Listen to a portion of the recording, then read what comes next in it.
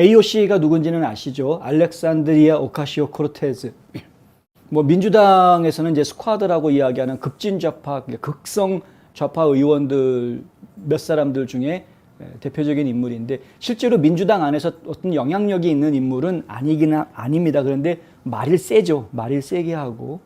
그러니까 공화당에 마조리 테일러 그린 의원이 있다면 민주당에는 이제 오카시오 코르테즈가 있다. 뭐 이렇게 이해하실 수 있겠습니다. 당 내에서 영향력은 없지만, 하지만은 언론들이 아주 재밌어하고 뭐라고 한마디 하면 언론들이 바로 그걸 기사로 내주는 그런 대표적인 정치인들 중에 한 명이고요. 그래서 구설수에도 많이 오르게 되고. 그런데 최근에 어제 트위터에 누가 올려놓은 영상을 보니까 2021년 1월 6일 의회 사태가 벌어졌을 때, 그때 의회 경찰들이 시위대한테 문을 열어주어서 그 사람들이 의회 안에 들어왔다라는 것을 본인 입으로 얘기를 합니다. 본인이 그 이야기를 할 때에는 의회 경찰을 비난하려고 한 이야기였습니다. 의회 경찰이 시위대를 도와줬다라고 이야기하면서 비난하려고 한 이야기였습니다. 그런데 생각해 보면 상당히 많은 사람들이 시위대가 의회 건물 안에 많이 들어갔던 것이 경찰들이 문을 열어주고 들어오라고 했으니까 들어갔던 거지, 강제로 깨부수고 들어갔던 게 처음 시작이 아니었다. 나중에 깨부수고 들어온 이상한 놈들이 있었지 처음부터 깨부수고 들어갔던 게 아니었다. 이 이야기가 나오지 않았습니까? 그러면서 문을 열어주는 경찰 모습들이 영상이 공개가 됐었습니다.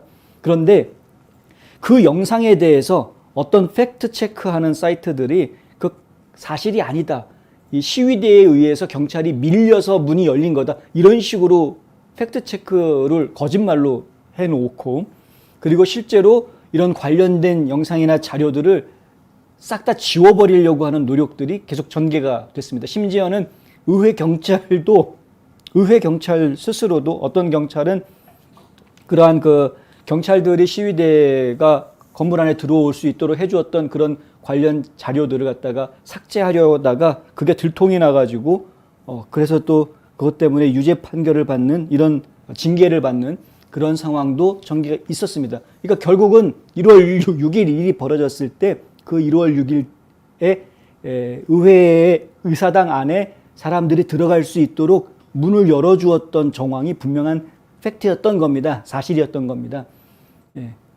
AOC는 의회 경찰을 비판하려고 그 말을 했는지는 모르겠으나, 하지만 분명한 거는 시위대가 의사당 안에 들어갈 수 있도록 문을 열어주었던 그 팩트를 본인 입으로 인정하고 있는 것이다. 폭도들이 아니었습니다. 처음부터. 그들은 반란군도 아니었고 폭도도 아니었습니다. 그런데 이상하게 어떤 이상한 놈들이 유리창 깨고 들어오고, 막 알고 봤더니 나중에 그 사람들이 안티파다, 뭐 블랙 라이브스 매터 요원들이다, 뭐 이런 얘기들 나왔었죠. 그리고 군중들 속에 FBI 요원들이 숨어 있었다. 그 숨어있던 FBI 요원들이 결국에는 사람들을 또 선동했다, 폭력적으로 이끌었다, 뭐 별의별 얘기들이 다 나오지 않았습니까? 나중에 이런 점들을 잘 뒤집어 봐야 된다. 1월 6일 사태에 대해서 지금 의회 청문회가 진행이 되고 있는데 어떠한 반대 의견도 제시되지 않고 무작정 내보내려고 하는, 자기네 주장만, 민주당 쪽의 주장만 계속 내보내려고 하는 모습을 저희가 계속 보고 있고, 심지어는 공화당 의원들이라든가 아니면 이제 스티브 배넌 같은 이런 그 트럼프와 가까운 그런 인물들이 증언하겠다라고 이야기할 때 그 증언을 공개적으로 못하게 막는, 녹화는 하지만 생방송으로는 못 내보낸다, 이런 식으로 가로막는 이런 모습들을 지금 보여주고 있다. 결국 생방송으로 못 내보내겠다, 녹화해가지고 내보내겠다는 이야기는 뭡니까? 자기네들끼리 편집하겠다는 이야기죠. 전부 다 짜집기해서 내보내겠다는 이야기입니다. 그 말을, 그럼 그것이 사실이라고 어떻게 장담할 수 있느냐, 이렇게 되는 것 아닙니까? 지금 그래서 결국에는 민주당 내에서도 결국에 자살골 넣는 그런 모습이 지금 나온 것인데, 이 1월 6일 의회 사태도 결국은 사기다, 사기.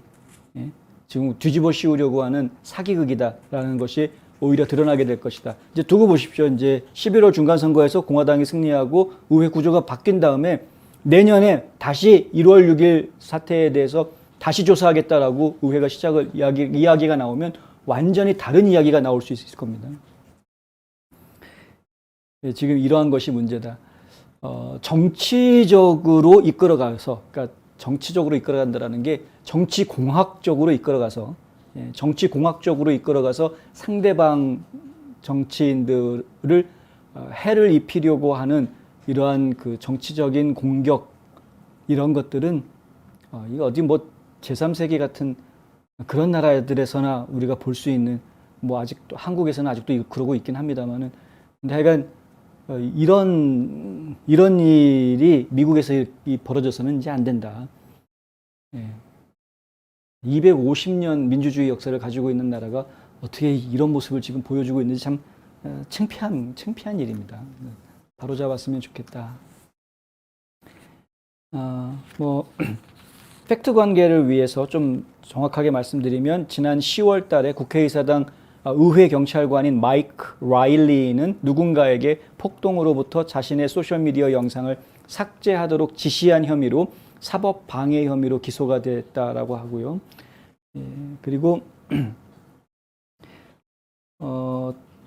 대응 경찰관들이 폭동 기간 동안 부적절한 행동을 했는지 여부를 당국이 지금 조사를 하고 있는 상황이고, 지난 가을 의회 경찰 6명은 경찰관에게 지시에 따르지 않고 부적절한 발언을 하는 등 다양한 형태의 위법 행위에 대해 징계를 권고했는데, 이 권고는 폭동 기간 동안 경찰관들의 잘못에 대한 38건의 조사의 정점이었다. 수사관들의 이 권고안을 발표했을 때 그들은 그 사건들 중 26건에서 경찰관을 식별할 수 없었다고 언급했다. 지금 뭔가 이상한 일들이 자꾸 벌어지고 있는 모습들 저희가 보고 있고요. 트럼프 전 대통령이 계속 몇 번을 반복해서 이야기를 했는데, 아니 주 방위군 보내준다고 했는데 왜 그걸 안 받겠다라고 해놓고서는 이제 와가지고 이 사단이 다 트럼프 탓이라고 하느냐, 이제 이런 이야기들을 하는, 제가 좀 그런 부분들을 좀 기억을 하시면, 현재 1월 6일 위원회에서 누가 나와서 무슨 말을 했대더라 뭐 이런 이야기들이 전혀 신경 쓸 이야기가 아니다라는 것을 금방 아실 수 있게 될 겁니다.